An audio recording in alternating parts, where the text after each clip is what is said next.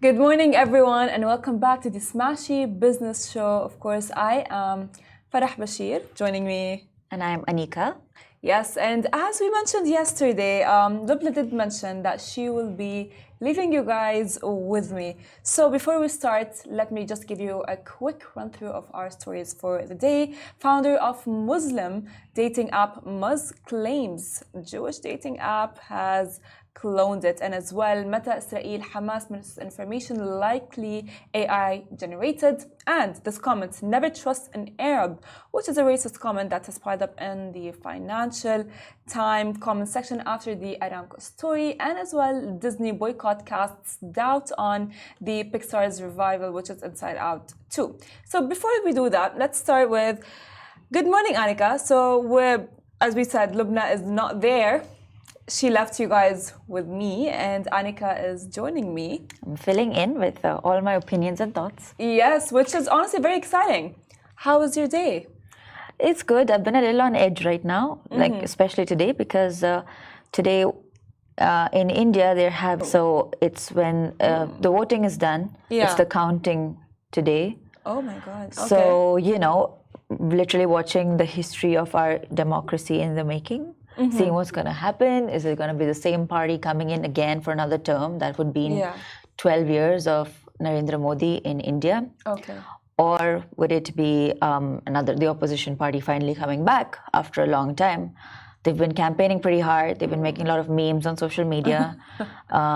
So yeah, it's very interesting, very exciting. The stock market's really wilding. Yeah, I can imagine, for sure. It's going pretty crazy. But yes. Lot to check out today in the news. I mean, honestly, there are a lot, and good for India. Like democracy is, we hear the word, but are we really in democracy? That's the question. But speaking of social media, I have a question. Have you ever tried online dating? Yes. Yes. Okay. So Anika has tried online dating because actually, in light of that, the founder of Muslim dating app Muzz claims Jewish dating app cloned it. A Jewish dating app called Jewzz has allegedly copied Muslim dating app Muzz. CEO Shahzad Yunus said on X he pointed out that the Jewzz did not bother to change the profile guidelines page before replicating it from the Muzz website. The rip-off of Muzz continues, of course, which is called like Welcome Jewzz, a Jewish dating app, which is not only it's a clear copy of the brand name, but they also cloned the site so poorly that they forgot to edit the profile guidelines page before copying it from the website. Jahzat as well, Yunus, founder and CEO of Muzz Jewzz, launched by Andy Rundick in April, claimed on its website to have over 35 years of creating lasting relationships with a track record of thousands of relationships and marriages. The company also hosts events it claims are exclusive. So, the thing is, I feel like, honestly, it's giving like, you can take my homework, but just like don't make it obvious. Yes, of course. Nothing new though for Israelis in general. That's true. There's the whole, from falafel to songs to land, they steal a lot of things. Yeah. It's very interesting. It's very upsetting, but also to be on the other side, the concept of Muzz itself is not very new. Yeah. It's essentially Tinder, but for Muslims. That's true. Which in itself, I personally find a little iffy. Okay. Because why do we need to separate? I do not accept, I'm not very okay with the idea of dating apps being exclusive to any specific community. But I understand that a lot of people want someone from their own community, and that's all right. But me personally, like the app Muzz is because like like a lot of like Muslims have like very strict boundaries of like they want to date someone from the same religion and the same sect exactly, and the application as well allows you to like choose from the same sect, you know what I mean, if you're like Sunni or Shi'i, but the fact that they copied it and they forgot, like sometimes when you're copying something and it's not even yours, you tend to like forget to keep, there are some clues right here and there, that it is a copy and it's not actually the original one. And they just like copied it, as you said, they have been doing this for so long. There's a song, Ana Dami Falastini, right? Yeah. And they even copied it. It's nothing new for them. It's something that keeps happening. That's something true. That's constantly called out, but doesn't change, does it? That's true. One after the other, everything's copied. I agree with you, and like they even at this point they are copying as well business ideas. You know what I mean? Like it's like fine, like you guys have taken a lot, stolen a lot, whether it's like music, food, and the list goes on and on. But even to business ideas. Yeah, I think I'm a little more fine whatever with Jewzz. Yeah. But what really pisses me off is food. The appropriation of food. Oh God, yeah. From Israeli falafels to I mean, Israeli za'atar to Israeli olives. Yeah.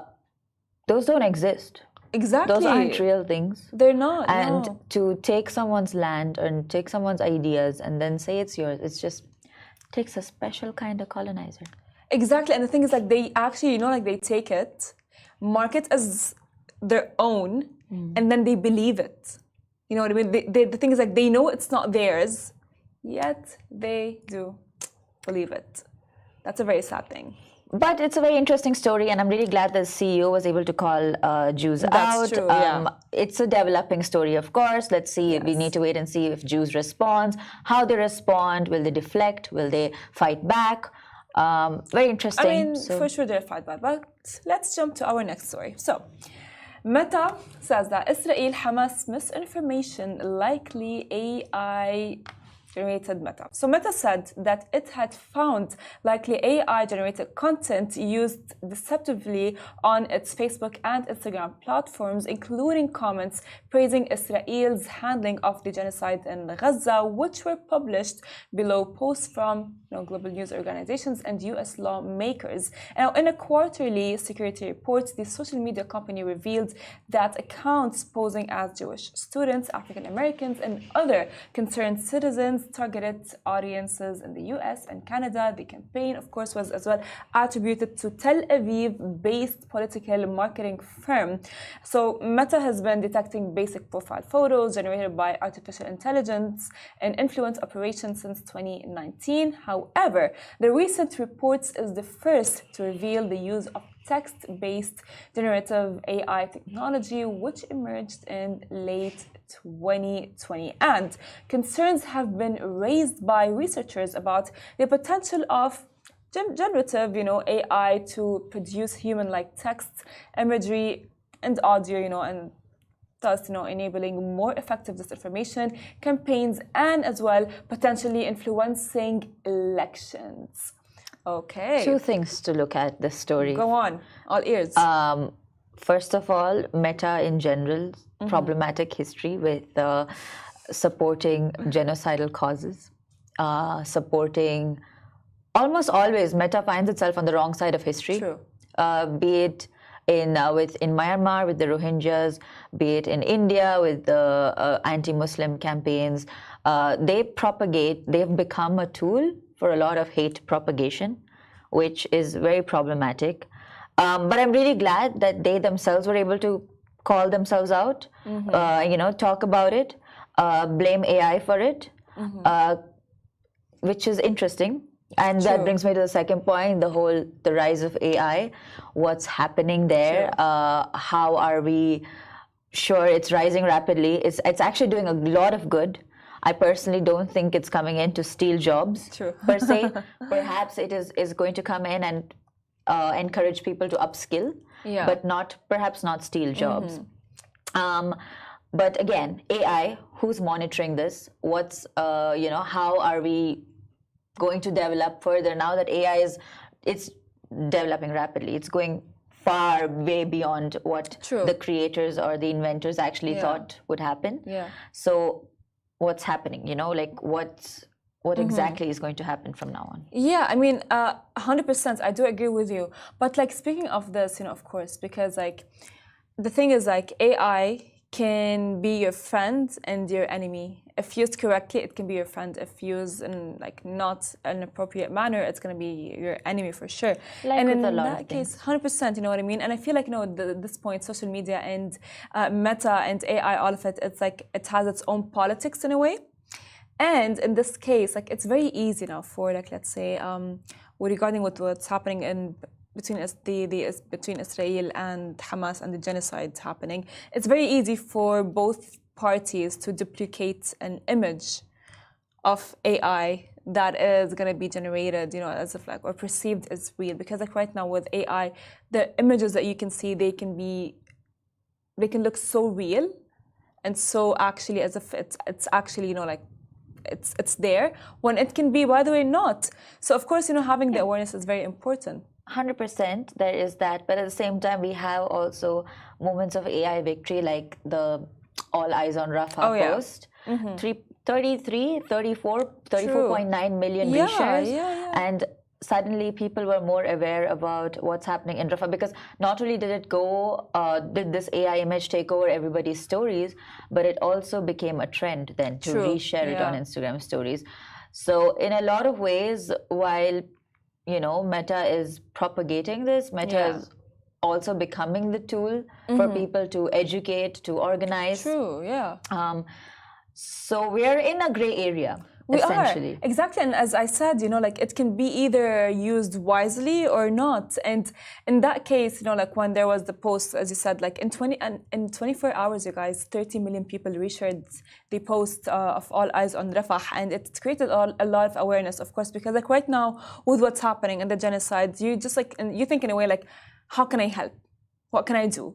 I mean, you try to, you know, like with posting just like to maybe raise more awareness and maybe make it even, I don't know, talk about it, you know, maybe educate people who are not aware, because some people will be like, oh yeah, but I didn't know that's history. I didn't know that's what happened. And with a post like that, it can trigger some awareness. So yes, as you said, and as I've said as well, that it can be used to your benefit or it can be used against you. And speaking of awareness, let's jump into our next story. So guys, which is the lack of awareness, actually. Yes. Because racist comments have been piling up in the Financial Times comments section after the Aramco story. So the UK publication Financial Times published an article announcing Aramco's $12 billion share, and the sale sparked a fury of racist anti-Arab remarks in the newspaper's comment sections online. The comments come just weeks after the UK introduced a new law which prohibits foreign governments from owning UK media. And it blocked the sale of UK publications, The Telegraph and The Spectator, to Abu Dhabi-backed Redbird IMI. All right. So you guys, you know, we have talked about this, of course, like with Lubna, how Saudi wants, you know, the publication to be there, but the article, I mean, for the article and to have like a comment said as like, oh hey, that's why you should never trust an Arab. That is, by the way, like those stories. The guy is writing a story regarding the genocide, and then for someone to write a comment like, hey, never trust an Arab, because like he mentioned like in the story like about like the history and so on, and as well that's why you should not trust an Arab. But that's kind of like racist in a way. That's actually very racist, and that's very, I would say, not cool. 100%. That is extremely racist, and the type of comments that we see were also, you know, just mean. They bought. Wait, sorry, 1 second. Let me pull out those comments. Because we've got here we have a comment that says, you know, come on, how many racist comments do you find in Arabic posts that relate to Western countries? You know what I mean? Just because the guy wrote an article that is for the favor of Arabs, that does not mean that he is being racist.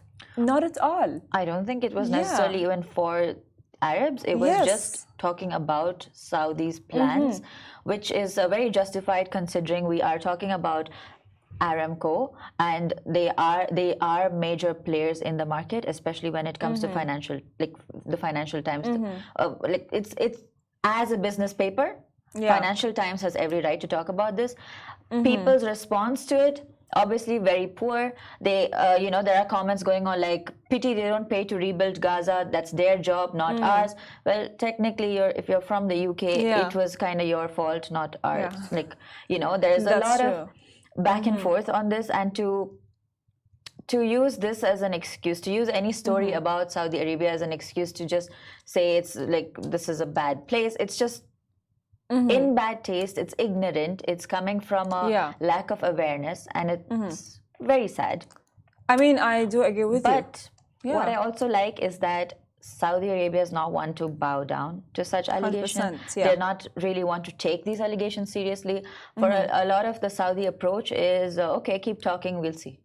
I mean, yeah, exactly. See, this is like, but because I think they are kind of like as well very pity because Saudi Arabia, I think, is looking to have a magazine open in Saudi Arabia. And of course, like we know with Saudi Arabia and how it's opening up and how it's like, I mean, the economy in Saudi Arabia got really better. And as well, Aramco belongs to Saudi Arabia. And of course, no matter what happens, it all comes back to Saudi Arabia. Saudi Arabia as well, not only with oil and business and economy, but as well, by the way, like they have opened up everything ever since King Salman, decided to like open up everything for like from cinemas to women driving, and the list goes on and on and on of all of the changes that we have noticed and seen. So I think I would not expect others to understand, and it would be kind of like, I would say, expected to come through. Like comments are expected to come through for sure. I mean, look at a place like Dubai or the UAE. 50 years back, you would have seen. Sorry, 50, which we just started. But like, okay, 20 years back, you would have seen a lot of comments going on like, okay, what's Dubai all about? This like desert piece of land, what are they going to do with it? And look at what we've done with it. It's become the hub. And Saudi is going through a similar transformation. They're calling in all the businesses. They're major players in the market. They've already had a lot of power in the Arab world, and now they are expanding this power. And the West doesn't like it, but the West doesn't like a lot of things, and that's just something we deal with. Agreed. Well, now let's jump to our next story. So this is very interesting because there is backlash against Inside Out 2, and you guys, I can tell you it is intense. So due to Disney's partnership with McDonald's for movie promotions, it happened when the movie as well had included toys in McDonald's and Happy Meals given at McDonald's heavy boycott. Of course, we know that, amid the Gaza genocide, there has been a lot of boycott happening specifically to McDonald's. And this association has further fueled the boycott against both Disney and Inside Out, amplifying the challenges to the film's release. Now, we know people are boycotting at this point McDonald's, brands, KFC, Domino's, Pizza. The list goes on and on. Disney. Right now, Disney, because of Starbucks and even celebrities and influencers, like we have seen Mu'taz Aziza, the greatest Palestinian journalist, getting a lot of slack because he did not talk for a short period of time because he I would say like left Palestine, which is totally his right. You know what I mean? It's totally his right. If he wants to just step out of the scenario and maybe just focus on himself, that is totally fine. But he got a lot of slack for that. Yeah, I don't believe in the online concept of calling people out for these things, because a great example of why that shouldn't have happened is with Amal Clooney. Exactly. People kept dragging her through the mud, saying, you're not speaking out, you're not talking about Palestine, you're not speaking up for them. But it turns out she was on the ICJ panel, and she was pushing for the decision to send an arrest warrant to Netanyahu. That is true, yeah. And especially someone like Mu'taz, to put that burden of talking for the people on him after this man has barely managed to scrape himself and get out of there. It's unfair. Yeah. But coming back to the Disney movie, story. Yeah. I mean, just because he has McDonald's. No. Imagine. No, that's totally fine. Yeah. Because Disney has not only used McDonald's in the cartoon, but they've also collaborated with McDonald's to promote this film. McDonald's is doing Happy Meal toys and just in general that. And as you know, Disney at the start of when the whole thing has started this year, this or last year, Disney donated around $2 million or $20 million. I'm not sure. Yeah. But they did donate quite a sum of money to Israel. Yeah, that's true. Disney in general has a history of being on the wrong side of history again, because since the beginning they were anti-Semitic. They have instances in their animations itself of being anti-Semitic. There's obviously the racism is over the top charts. I mean, look at Jasmine. Yeah. Look at the portrayal of Jasmine. They've also been sexist. They've promoted very harmful gender stereotypes. So in a lot of ways, Disney has always been problematic. I agree with you, but like to come back to the film here, what I mean here is that the film is getting cancelled. You know what I mean? Like people at this point are not afraid of even canceling movies. Yeah, of course, because you watch the film, you're promoting Disney. You're giving money to Disney while watching the film. Yeah, of course, 100%. And that's your choice. I think you have a lot of power as a consumer more than as an employee or as an employee in Disney. You have a lot of power as a consumer. You can choose what you want to give your money to. You can choose what stocks you want to invest in, and that speaks a lot. 100%. And as well, people are very angry. You know what I mean? They're just like angry because they're like, fine. The main thing that, yes, they have boycotted Disney, and they have boycotted as well a lot of brands and a lot of people and celebrities, and the list goes on and on and on and on and on. But regarding this movie Inside Out, they boycotted it because there was, like this Happy Meal in the movie, and they were like, oh my God, they made a very big fuss about it. However, of course, you guys, the boycotts never end. It will continue because people at this point, our generation is not an easy generation to deal with. And I wouldn't say we're not an easy generation. I just think we're a more aware generation. Yeah. We know we have the power and we're not afraid to use it. That kind of generation. Yeah, agreed. Well, you guys, thank you so much, Annika, for joining me today. And thank you guys as well for listening.